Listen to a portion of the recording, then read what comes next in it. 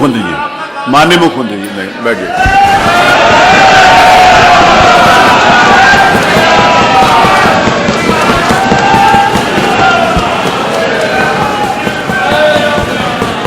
अध्यक्ष जी,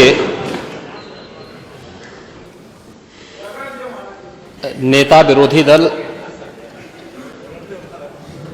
और नेता सदन कांग्रेस के नोटिस पर नियम 311 के अधीन आपने इस मुद्दे को यहां पर इन्हें उठाने की अनुमति दी। नियम 56 के तहत माननीय सदस्यों ने यहां पर संबल और बहराइच से जुड़े हुए जिन मुद्दों की ओर ध्यान आकर्षित किया है, वो वास्तव में अपनी रुचि और अपने स्वयं के एजेंडे के अनुरूप ही उन्होंने अपने वक्तव्य को यहां पे रखा है। मुझे आश्चर्य होता है कि हमारे नेता विरोधी दल वरिष्ठ सदस्य हैं, इस सदन के माननीय अध्यक्ष भी रहे हैं और प्रदेश सरकार में मंत्री के रूप में भी उन्होंने कार्य किया है, एक लंबे समय से सार्वजनिक जीवन में है।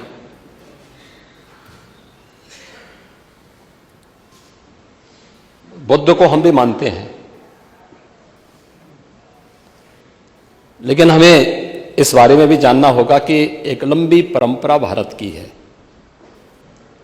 और भारत की उसी परंपरा के अनुरूप भारत की विरासत और विकास के समन्वय के साथ ही सरकार कार्य कर रही है।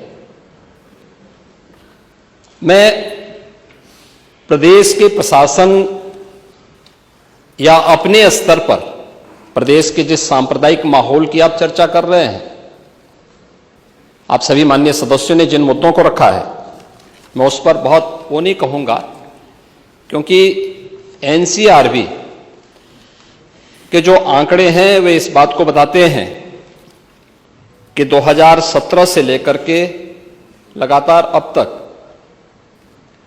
प्रदेश में सांप्रदायिक दंगों की जो स्थिति है उसमें 97 से लेकर 99% तक कमी आई है। ये एनसीआरबी का डाटा है। और जो दो जिसको वास्तव में आप दंगे कहते हैं, ये दंगे उत्तर प्रदेश में 2017 से लेकर के अब तक नहीं हुए हैं। और मैं वही आपके पिछले कार्यकाल के दौरान बताता हूं, 2012 से 2017 के बीच में, ये भी एनसीआरबी के ही डाटा है, प्रदेश में 815 सांप्रदायिक दंगे हुए और 192 लोगों की मौत उसमें हुई है। मैं उस पर चर्चा करूंगा। उससे पहले भी 2007 से 2011 के बीच 616 ऐसे सांप्रदायिक घटनाएं हुई हैं जिनमें 121 लोगों की मौत हुई थी। महोदय, जो बात यहां पर माननीय सदस्य शेखबाल महबूब ने संबल के बारे में लिखा, माननीय सदस्य कुंवर रघुराज प्रताप सिंह जी ने यह बात बहुत स्पष्ट की कि हम तथ्यों को छुपा करके कब तक जनता को गुमराह करेंगे। हर व्यक्ति जानता है कि माननीय न्यायालय के आदेश पे सर्वे का कार्य हो रहा था और सर्वे हो रहा था। दूसरा, मैं आपसे पूछना चाहता हूं, आप पश्चिम में जाएंगे, पता नहीं आप कैसे हैं, आपके पूर्वज भी हो सकता है, और पश्चिम उत्तर प्रदेश के हमारे सभी लोग अपने सामान्य संबोधन में राम राम ही कहते हैं, तो जय श्री राम कहां से सांप्रदायिक संबोधन हो गया? कहां से सांप्रदायिक संबोधन हो गया? हमारे यहां हम जगते हैं, राम ही राम बोलते हैं, मिलते हैं, राम राम का संबोधन होता है। और अंतिम यात्रा में विदा करते हैं तब भी राम नाम सत्य है ही बोलते हैं। राम के बगैर तो हमारा कोई काम ही नहीं है। और अगर जय श्री राम किसी ने बोली दिया तो इसमें उत्तेजना का मतलब, ये नियत आप समझ सकते हैं उस नियत को। ये चढ़ाने वाला नहीं है, ये चढ़ाने वाला नहीं है, ये चढ़ाने वाला नहीं है। एक दूसरा, आपने कुंदरकी की जीत को वोट की लूट बताया। आप एक सदस्य का अपमान कर रहे हैं। आपके सदस्य की तो जमानत जब्त हो गई वहां पे। और क्या ये सच नहीं है? इस समय तो आज डिजिटल मीडिया का है। वहां का पठान, वहां का शेख सब कह रहे साहब हमारे पूर्वज तो हिंदू थे और आप भी, आपके पूर्वज भी हिंदू थे। क्या ये सच नहीं है? और क्या ये सच नहीं है कि देशी और विदेशी मुसलमानों की आपसी भिड़ंत है जो वर्षों की लड़ाई को लेकर के वहां चल रहा है? आप लोग सच पे पर्दा डालने का प्रयास कर रहे हैं, लेकिन एक चीज जरा नोट करना कि सूर्य को, चांद को और सत्य को बहुत देर तक छुपा कोई नहीं सकता है, और सत्य जरूर सामने आएगा। और उसी सत्य के बारे में कहा जा रहा है। नेता प्रतिपक्ष कह रहे थे कि वहां की स्थिति ऐसी है कि अगर मंदिर आ भी जाएगा, मंदिर बन जाएगा। मैं कहता हूं, तो बाबरनामा भी कहता है कि हर मंदिर को तोड़ करके एक ढांचा खड़ा किया गया। आप तो एक श्रेष्ठ ब्राह्मण कुल में आपने जन्म लिया है।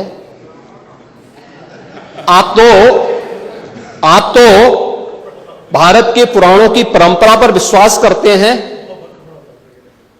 हमारा पुराण भी इस बात को कहता है कि भगवान विष्णु, श्री हरि विष्णु का 10वां अवतार संबल में ही होगा, उसी संबल में होगा।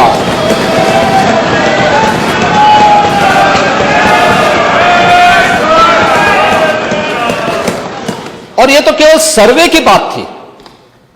माननीय न्यायालय के आदेश पर जिलाधिकारी का मतलब जिले का एडमिनिस्ट्रेटिव हेड, पुलिस अधीक्षक उस जिले की पुलिस फोर्स का मुखिया है। इनका दायित्व है कि शांतिपूर्ण तरीके से किसी सर्वे के कार्यक्रम को वहां पे संपन्न करना, माननीय न्यायालय के आदेश को अक्षरशः अनुपालन करना। और सर्वे 19 नवंबर को भी हुआ, 21 नवंबर को भी हुआ, 24 नवंबर को भी सर्वे का कार्य चल रहा था। क्या यह संभव है? नहीं, 21 को संपन्न नहीं हुआ था। ये लगातार सर्वे का काम चल रहा था। और सर्वे के कार्य के दौरान पहले 2 दिन कोई भी शांति भंग नहीं हुई। तीसरे दिन जब 23 नवंबर को जुमे की नमाज के पहले और जुमे की नमाज के दौरान जिस प्रकार की तकरीरें दी गईं, उन तकरीरों के बाद माहौल खराब हुआ। और फिर उसके बाद जिस प्रकार की स्थितियां की गई थी वो सबके सामने है।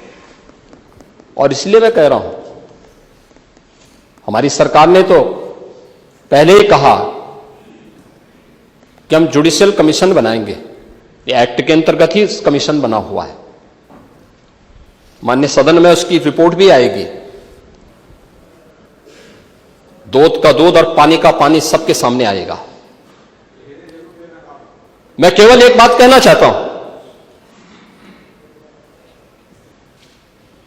कि अगर संभल के बारे में हम जब बात करते हैं महोदय, एक लंबा सिलसिला है इस संभल का। और अगर मैं संभल की जब चर्चा करता हूं तो संभल में कैसे माहौल खराब किया गया वहां पे। ये संभल में दंगों का जो इतिहास है 1947 से ही प्रारंभ होता है। 1947 में एक मौत होती है। 1948 में 6 लोग मारे जाते हैं। 1958 में भी दंगा होता है, 1962 में भी दंगा होता है, 1976 में भी 5 लोगों की मौत वहां पर हुई थी और 1978 में 184 हिंदुओं को सामूहिक रूप से जला दिया गया था। 184 हिंदुओं को हत्या हुई थी, हिंदुओं की हत्या हुई थी और जलाया भी गया था और 184 हिंदू मारे गए थे वहां। 184। मैं वही तो कह रहा हूं ना, आप उस सच को स्वीकार नहीं करेंगे, आप उस सच्चाई को स्वीकार नहीं करेंगे और लगातार कई महीनों तक वहां कर्फ्यू था। 1980 में फिर दंगा हुआ था, एक मृत्यु हुई। 1982 में फिर दंगा हुआ, एक मृत्यु हुई। 1986 में 4 लोग मारे गए और 1990 फिर 1992 में 5 मौतें हुई, 1996 में 2 मौतें हुई। ये लगातार ये सिलसिला चलता रहा। 1947 से लेकर के अब तक 209 हिंदुओं की निर्मम हत्या वहां हुई है संभल के अंदर, 209 हिंदुओं की। और एक भी बार किसी ने उन निर्दोष हिंदुओं के लिए कभी 2 शब्द नहीं कहे, उनके प्रति, उन परिवारों के प्रति संवेदना के शब्द नहीं कहे। महोदय, जो आज घड़ियाली आंसू बहा रहे हैं, ये लोग कभी भी उन निर्दोष हिंदुओं के बारे में कभी 2 शब्द नहीं कहे। वहां पर 1978 में जो दंगा हुआ था, महोदय, किस प्रकार की स्थिति थी। एक वैश्य जिसने सबको उधार दे रखा था पैसा, और उस बात को मानता था कि साहब मैं तो सबको पैसा देता हूं, मेरे यहां तो सब व्यवसाय के साथ जुड़े हुए हैं। अगल बगल के हिंदू दंगा होने के बाद उनके घर में इकट्ठे होते हैं। इकट्ठा होने के बाद उनको घेर लिया जाता है। घेरने के बाद वो बोलते हैं, भाई आप हमें क्यों घेर रहे हैं?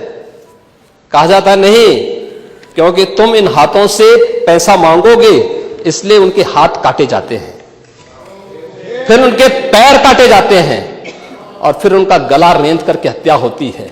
ये लोग सौहार्द की बात करते हैं, शर्म नहीं आती इन लोगों को सौहार्द के बारे में चर्चा करने की।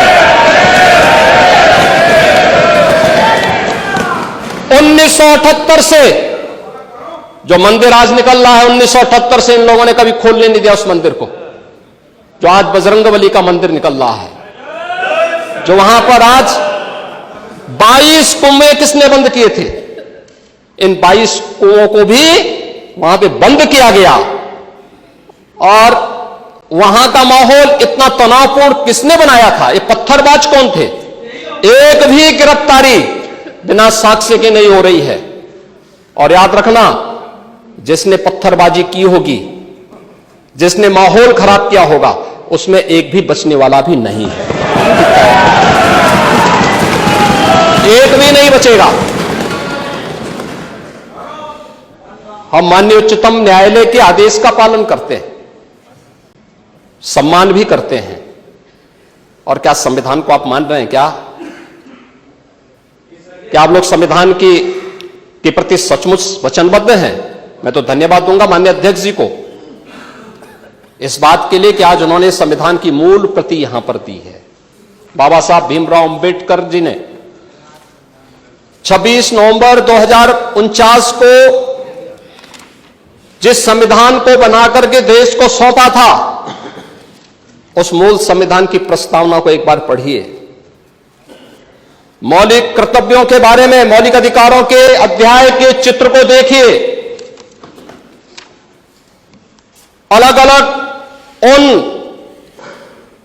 आर्टिकल के उस पृष्ठों का अवलोकन करिए। आपको उसमें राम भी नजर आएंगे, कृष्ण भी नजर आएंगे। लंका दहन के उपरांत बजरंगबली भी नजर आएंगे। ज्ञान का उपदेश देने वाले बुद्ध भी नजर आएंगे। भारत की समृद्ध परंपरा का दर्शन आपको उस संविधान में मिलेगा जो बाबा साहब भीमराव अंबेडकर ने दिया था। लेकिन उस मूल संविधान में कहीं भी धर्मनिरपेक्ष या पंथ निरपेक्ष या फिर समाजवाद शब्द नहीं है। और यह आप सबकी आंखों को खोलने वाला होना चाहिए। आप लोग संविधान में बदलाव की बात करते हैं। जिन लोगों ने संविधान का गला घोंटा, उनका पिछलग्गू बन करके केवल सत्ता हथियाना चाहते हैं, जनता की आंखों में धूल झोंकना चाहते हैं। यह नहीं हो सकता। यह देश आपको नहीं करने देगा। और वह प्रति आपको दी गई है, आप उसका अवलोकन करिए।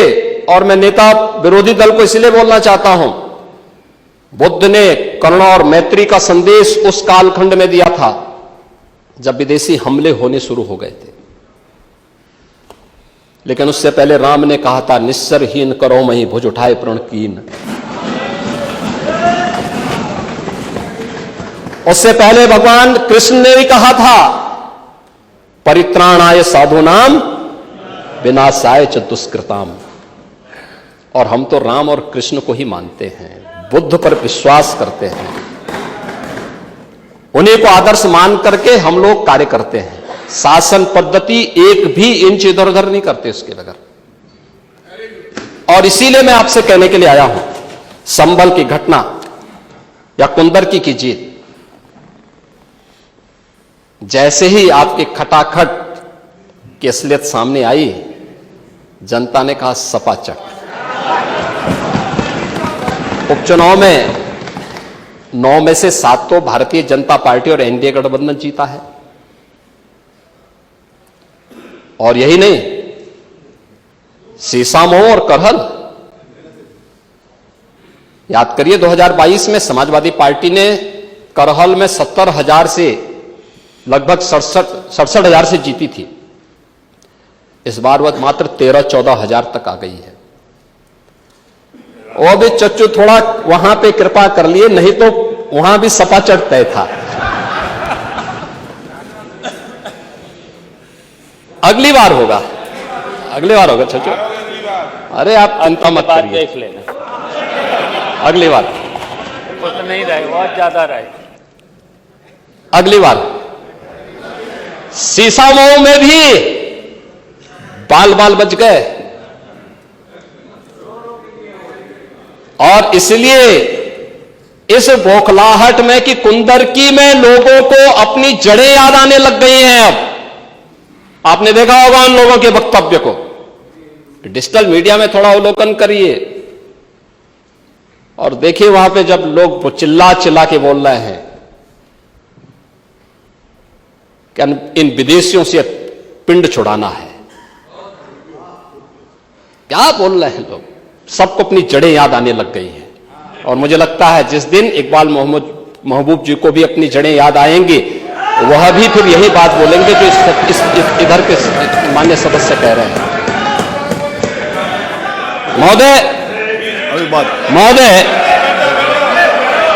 मैं उनसे कहूंगा कि एक बार बाबरनामा का जरूर, बाबरनामा को जरूर पढ़ें।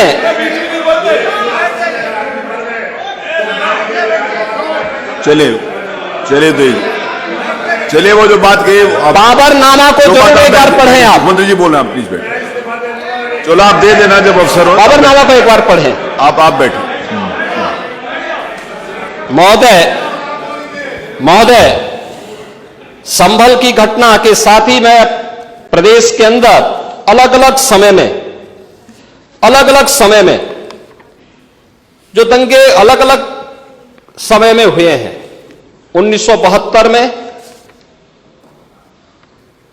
आगरा में दंगा हुआ, 19 लोग मरे थे। आजमगढ़ में 1972 में दंगा हुआ, 3 लोग मरे थे। बहराइच में 1973 में दंगा हुआ, एक व्यक्ति की मौत हुई थी। गोंडा में 1973 में दंगा हुआ, एक व्यक्ति की मौत हुई। प्रयागराज में 1973 में एक दंगा हुआ, 2 लोगों की मौत हुई। मेरठ में 1973 में दंगा हुआ, 8 लोगों की मौत हुई। आगरा में फिर 1974 में दंगा हुआ, एक व्यक्ति की मौत हुई। पीलीभीत में 1974 में दंगा हुआ, 3 लोगों की मौत हुई। कानपुर में 1975 में दंगा हुआ, 2 लोगों की मौत हुई। मुरादाबाद में 1976 में दंगा हुआ, 3 लोगों की मौत हुई। बहराइच में 1976 में फिर दंगा हुआ, 3 लोगों की मौत हुई। बुलंदशहर में 1977 में दंगा हुआ, 2 लोगों की मौत हुई। वाराणसी में 1977 में दंगा हुआ, 8 लोगों की मौत हुई। मुरादाबाद में 1978 में दंगा हुआ, 19 लोगों की मौत हुई। अलीगढ़ में 78 में दंगा हुआ, 21 लोगों की मौत हुई। ये लगातार मैं क्या कर रहा हूं, उसमें आप भी थे, जिसके कारण लोकतंत्र सेनानी आप कहलाते हैं, लोकतंत्र सेनानी कहलाते हैं मल्होत्रा जी। उसी के नाम पर आप लोग, मैं क्या कर रहा हूं, ये दंगे हुए हैं, मैं उन दंगों के बारे में बोल रहा हूं जिन दंगों के कारण लगातार माहौल खराब हुआ है प्रदेश का। और आज प्रदेश के अंदर सुरक्षा का जो एक माहौल है, कानून व्यवस्था की जो एक स्थिति पैदा हुई है, लोगों को सुरक्षा पे विश्वास है, कानून व्यवस्था पर विश्वास है, उसी का परिणाम है कि 40 लाख करोड़ रुपए का निवेश का प्रस्ताव उत्तर प्रदेश को प्राप्त होता है। इतना निवेश, इंफ्रास्ट्रक्चर का एक कार्य, रोड की, रेलवे की, एयर कनेक्टिविटी की, ये उसी का परिणाम है जो सरकार कर रही है और लगातार उसको कर रही है। महोदय, मैं केवल ये कहना चाहूंगा कि आखिर मैं नेता विरोधी दल से ये पूछना चाहता हूं कि अगर हमारा कोई पर्व और त्योहार है या किसी का भी है, मुहर्रम का जुलूस हो या फिर कोई भी अन्य मुस्लिम समाज का कोई पर्व और त्योहार का कोई जुलूस, वो हिंदू मोहल्ले से सुरक्षित निकल जाता है, कोई दिक्कत नहीं होती, मंदिर के सामने से भी निकल जाता है, कोई समस्या नहीं होती। लेकिन इस समस्या केवल वहीं पे क्यों खड़ी होती है जब कोई हिंदू शोभा यात्रा किसी मस्जिद के सामने से, किसी मुस्लिम बाहुल्य क्षेत्र से निकलती है, तब क्यों तनाव पैदा हो जाता है? तभी क्यों झंडा लगाने में क्या समस्या आ रही है? क्या भारत की धरती पे केसरिया झंडा नहीं लग सकता? क्यों नहीं लग सकता?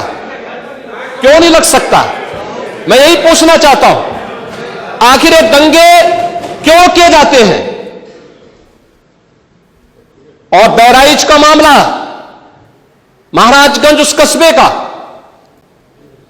जहां के बारे में आप कह रहे हैं कि लगातार मुस्लिम बस्ती थी, मोना जी ने भी इस बात को कहा कि बस्ती थी, प्रशासन नहीं था, 4 कंपनियां पुलिस थी वहां पे, और दंगा सड़क पे नहीं हो रहा था, गोली घर के अंदर से चल रही थी।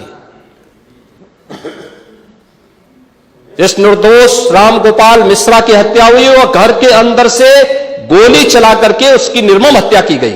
हमें इस सच्चाई को स्वीकार करना चाहिए। ये दंगा सड़क पे आमने सामने नहीं था। अगर पुलिस घर के अंदर घुसती तो लोग फिर कुछ और आरोप लगाते। पुलिस ने बचाव करने का अपना प्रयास किया, 4 कंपनियां वहां पे थी, और आप कह रहे हैं कि माननीय मोना जी ने भी कहा कि भारतीय जनता पार्टी के विधायक ने आरोप लगाए। भारतीय जनता पार्टी के विधायक ने इस हल्दी की घटना को लेकर के नहीं, इस महाराजगंज कस्बे की घटना को लेकर के नहीं, ये उस समय बहराइच कस्बे में थे, और बहराइच कस्बे में इनकी गाड़ी पर हमला हुआ, जो वहां से 30-35 किलोमीटर दूर है, वहां पे एक पथराव हुआ था। मैंने भी इनको कहा था, मैंने कहा देखो तुम्हारे उस क्षेत्र में दंगा हुआ है, तुम वहां तत्काल जाओ, लोगों को कंट्रोल करो। लेकिन उसको कैसे तोड़ मरोड़ करके प्रस्तुत किया जा रहा है। इन्होंने जो तहरीर दी वो दूसरे मामले में दी है, उसका इस घटना से कोई लेना देना नहीं, लेकिन उसको किस तरीके से जोड़ करके देखा जा रहा है। एक जिले में दूरी होती है।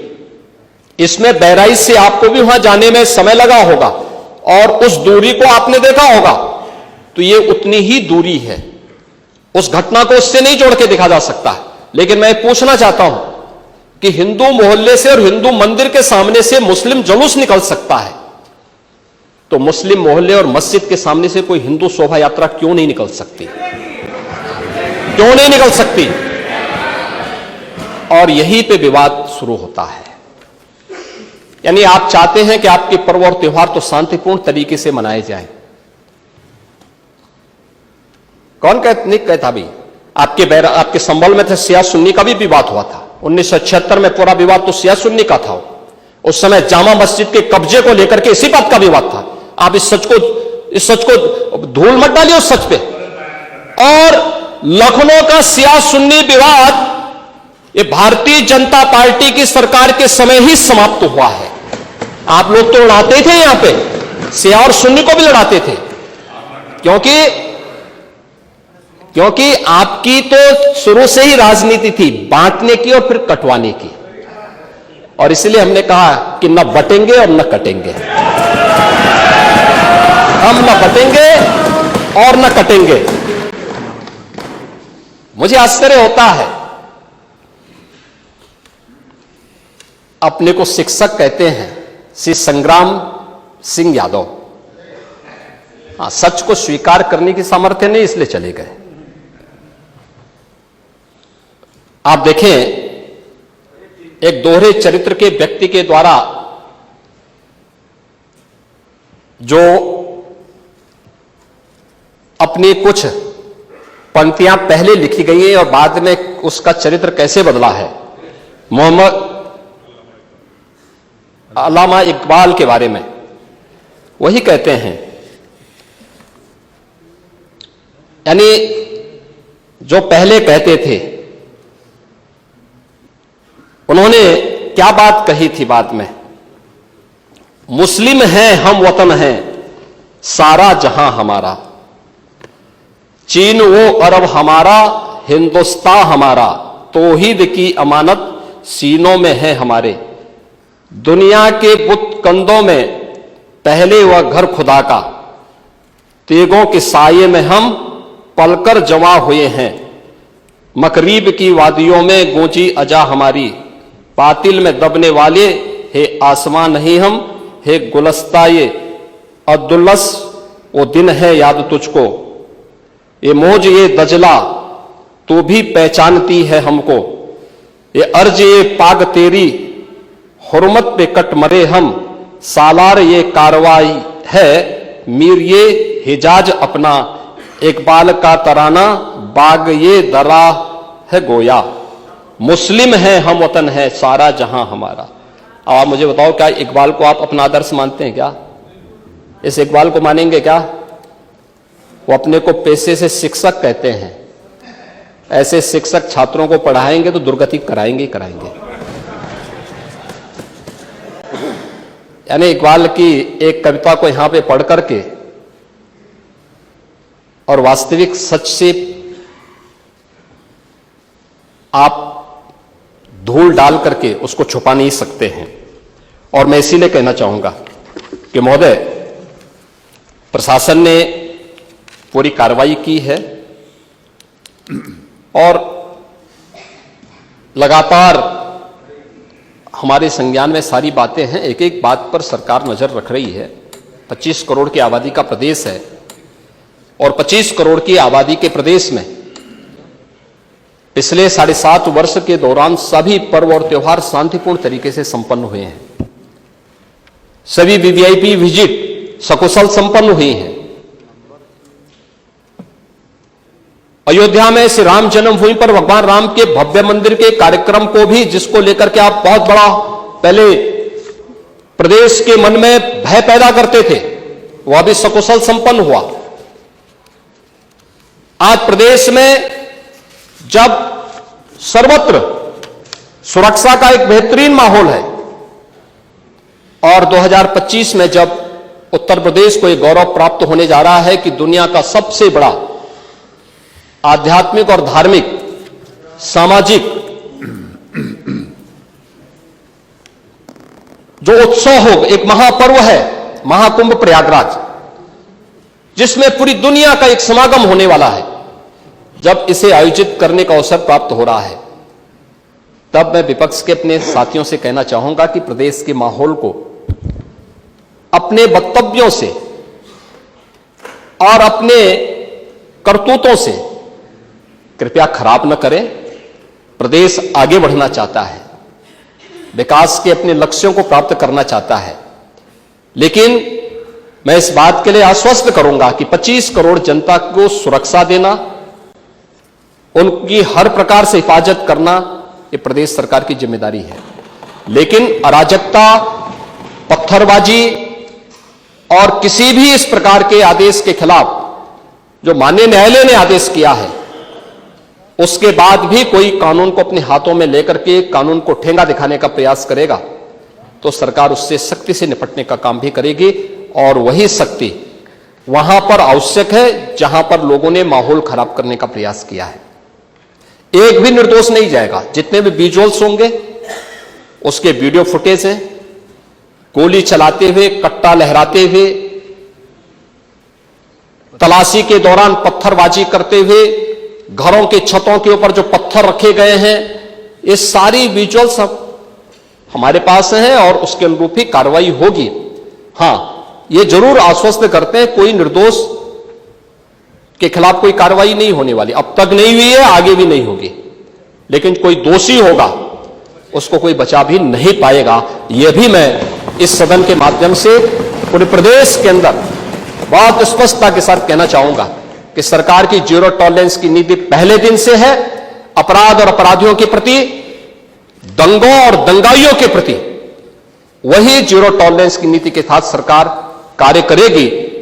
इन दोनों मामलों में राजनीति की बजाय हमें समग्रता की दृष्टि से देखना होगा, और समग्रता की दृष्टि से ये जो मैंने पहले माननीय नेता विरोधी दल को कहा कि आखिर ये कहां लिखा है संविधान में कि किसी मुस्लिम बाहुल्य क्षेत्र में हिंदू शोभा यात्रा नहीं निकल सकती, और जब आप रोकते हैं तभी हिंदू पक्ष से भी रिएक्शन आता है कि साहब हम भी नहीं जाने देंगे। भाई मुझे आश्चर्य होता है इन बातों को लेकर के कि मस्जिद के सामने से नहीं निकलने देंगे। क्यों नहीं निकलने देंगे? ये सड़क क्या किसी की है क्या? ये सार्वजनिक मार्ग है, कैसे आप रोक सकते हैं? परंपरागत बहराइच में भी परंपरागत जुलूस था, परंपरागत जुलूस था, वही मैं कह रहा हूं, परंपरागत जुलूस था, और उसी परंपरागत जुलूस को आगे बढ़ाने के लिए सारे कार्यक्रम संपन्न हुए थे, आगे भी संपन्न होंगे। लेकिन ये चीजें तय करना, ये कहना कि उत्तेजक नारे लगाए जा रहे थे, जय श्री राम का नारा उत्तेजक नहीं है, ये हमारी श्रद्धा का नारा है, हमारी आस्था का प्रतीक है। कल मैं आपसे कहूंगा कि अल्लाह अकबर का जो स्लोगन है ये हमें अच्छा नहीं लगता, नहीं, आपको हम रोकें तो क्या आपको अच्छा लगेगा? नहीं, आपको नहीं, मुझे मतलब होने की आवश्यकता ही नहीं, मुझे आवश्यकता ही नहीं इसकी, नहीं, मुझे इसकी आवश्यकता ही नहीं है, मुझे इसकी आवश्यकता ही नहीं, क्योंकि मेरी तो विरासत इतनी लंबी चौड़ी है, इतनी प्राचीन है कि मैं उस परंपरा को ही लेकर के चले जाऊं। मैं जय श्री राम का नारा, हर हर महादेव का नारा और राधे राधे, राधे राधे के संबोधन से ही अपना पूरा जीवन काट सकता हूं। मुझे किसी और स्लोगन की आवश्यकता ही नहीं है। मुझे कोई अन्य नारे की आवश्यकता ही नहीं है, कोई संबोधन की आवश्यकता नहीं। लेकिन मैं आपसे कहना चाहता हूं, कल कोई आपसे कहेगा, कोई हिंदू भी ये कहेगा कि साहब हमें भी परेशानी है, आप लोग मत बोलिए, क्या आपको अच्छा लगेगा? और कोई भजन गाया जा रहा